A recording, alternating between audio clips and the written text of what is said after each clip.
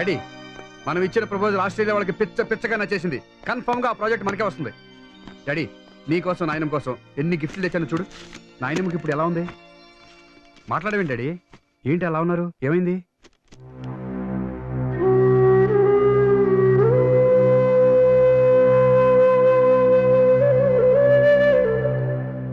నాయనమ్మ అంటే నాకు చాలా ఇష్టం డాడీ.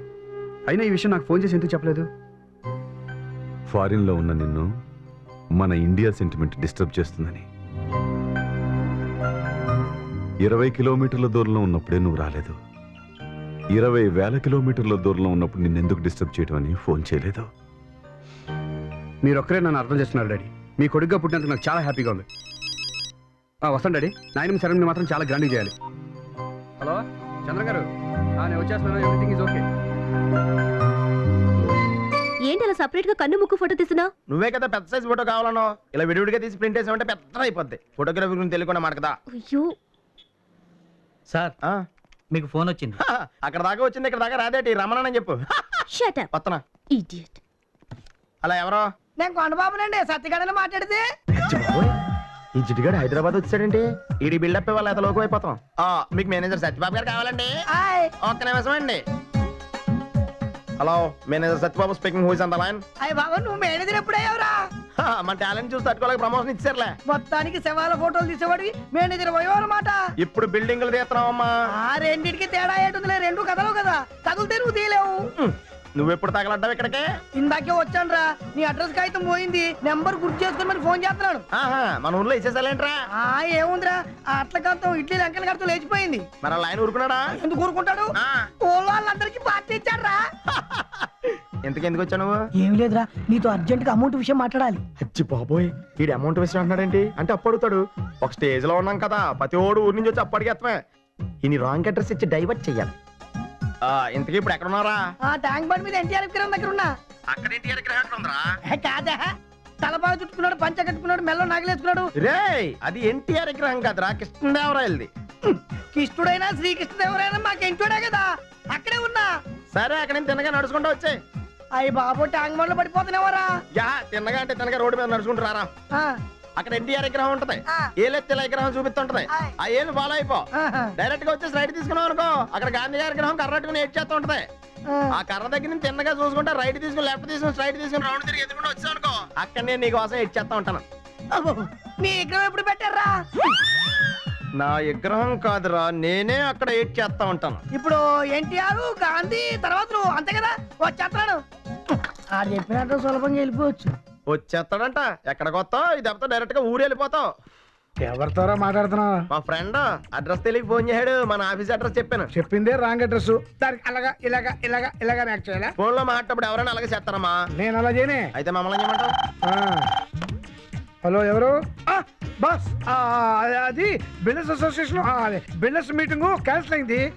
అదే విషయం మీకు చేద్దాం అనుకుంటే మీరే ఫోన్ చేశారనమాట. Okay boss, okay okay okay okay okay boss, okay. ఇప్పుడు నువ్వు చేసింది ఏంటమ్మా? ఫోన్ మాట్లాడాను. కాదు, పోనక వచ్చిన వాళ్ళ ఊగిపోయావు. ఇందాక నాకు కొంచెం గడ్డెట్టావు కదా, మిగిలింది నీకు ఎట్నా? ఏంటో నీ ఇష్టం మాట్లాడుతున్నావు? నీ కళ్ళకి నేను ఎదోలా కనపడుతున్నానా? ఆ మాట అంటే చెప్పు తీసుకొట్టు. ఇలాంటి విషయాలు నీ అతను నువ్వు తెలుసుకోవాలి. Hi, welcome to India. Australia నుంచి నాకేం తీసుకొచ్చావు? నీకోసం సెపరేట్ గా ఏం తేలేదు, మన ఇద్దరికి కంబైన్డ్ గా తెచ్చాను. కంబైన్డ్ కదా? అంటే అప్పుడే మన ఇద్దరిని కలిపి ఆలోచించేస్తున్నావా? ఏం తెచ్చావు? Lipstick, bangles, nail polish.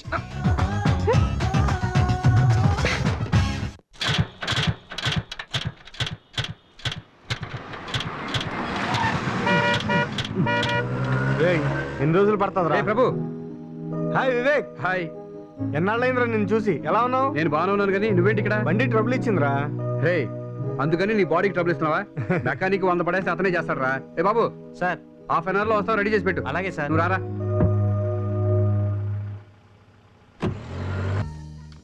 రేయ్, కంగ్రాట్స్ రా. దేనికిరా?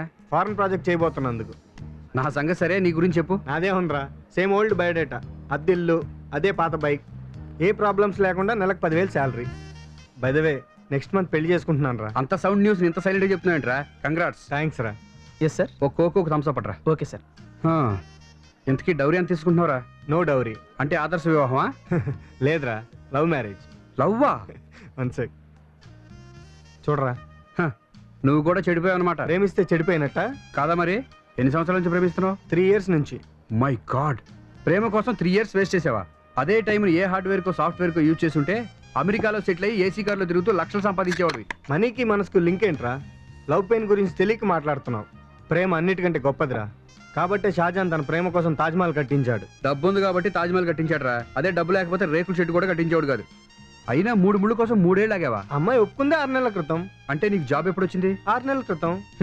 అందుకే నువ్వు డబ్బు సంపాదించగలవన్న నమ్మకం కలిగాక ఆమె మీ పెళ్లి గ్రీన్ సిగ్నల్ ఇచ్చింది. చూసావా, ఇక్కడ కూడా డబ్బే నామినేషన్. లేదురా, ఆ అమ్మాయి వల్లే నాకు ఈ జాబ్ వచ్చింది అనుకోవచ్చుగా. అయినా నువ్వు అనుకున్నట్టు నా వుడ్ బి అలాంటిది కాదురా. ఓకే, నువ్వేమనుకోకపోతే నీ వుడ్ బిని పర్సనల్గా మీట్ అవ్వచ్చా? షూర్. నువ్వు అమ్మాయిని చూస్తే నీ అభిప్రాయాలు మారిపోతాయి. సరే, ఆ అమ్మాయి ఎక్కడ ఉంటుంది? చెప్పండి. సరిగ్గా 4 రోజుల నుంచి ఇదే టైంకి ఇక్కడికి వచ్చి వెయిట్ చేస్తున్నాను. ఎవరి కోసం? మీకోసం, మిమ్మల్ని చూడడం కోసం. ఫస్ట్ లుక్లోనే మీరు నాకు బాగా నచ్చేశారు. నేను మిమ్మల్ని పెళ్లి చేసుకోవాలనుకుంటున్నాను. సారీ, నేను ఆల్రెడీ ఒకరిని ప్రేమించాను. నెక్స్ట్ మంత్ మా మ్యారేజ్. Lucky fellow. ఆయన మీకు ఐ లవ్ యూ చెప్పి ఏమిచ్చాడు? రోజా పువ్వు. ఇప్పుడు అది ఉందా? ఫూలిష్ గా మాట్లాడకండి. పువ్వు ఇప్పటిదాకా ఉంటుందా? కరెక్ట్. పువ్వు కాకుండా అతను మీకు గోల్డ్ రింగ్ ఇచ్చుంటే అవసరానికి ఉపయోగపడేది కదా.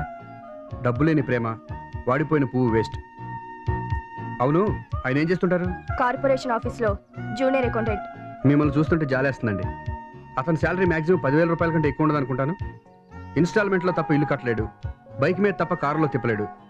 అడ్జస్ట్మెంట్ లైఫ్ అవసరం అండి. నేను 1 గంటలో ఖర్చు పెట్టే 10,000 రూపాయలతో మీరిద్దరూ టెంపరీగా సంతోషంగా ఉంటారు. పిల్లలు పుట్టాక పర్మనెంట్గా బాధపడతారు. ఒక మాటలో చెప్పాలంటే మీ లైఫ్ నెలకో సినిమా, సంవత్సరానికి ఒకసారి కాంప్రమైజ్ లైఫ్. అదే నన్ను చేసుకుంటే? పెళ్లి ఫిక్స్ అయిందని చెప్పిన తర్వాత కూడా మీరు ఇలా మాట్లాడడం ఏం బాగోలేదు. పెళ్ళి అయితే ఫిక్స్ అయింది కానీ ఇంకా అవ్వలేదుగా. తెలివైన వాళ్ళు ఆవేశంతో నిర్ణయాలు తీసుకోకూడదు, ఆలోచించి తీసుకోవాలి. ఇది నా విజిటింగ్ కార్డు. మీ నిర్ణయం కోసం వెయిట్ చేస్తుంటాను. బాయ్. ఇదే మన సైట్. ఇక్కడ కన్స్ట్రక్షన్ స్టార్ట్ చేయాలి. Excuse me. ఓ మీరా, 5 minutes. Okay sir. రండి, కూర్చోండి. Thank you.